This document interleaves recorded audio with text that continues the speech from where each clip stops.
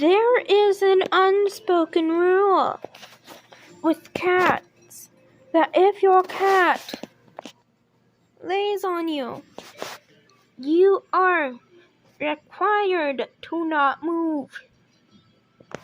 Your cat decides what you do. You don't decide what you do to the cat. The cat decides what it wants to do to you.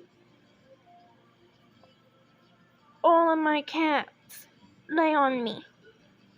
And it's just like law for every cat owner.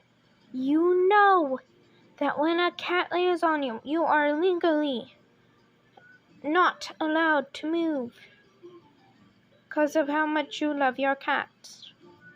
You are just legally not allowed to move.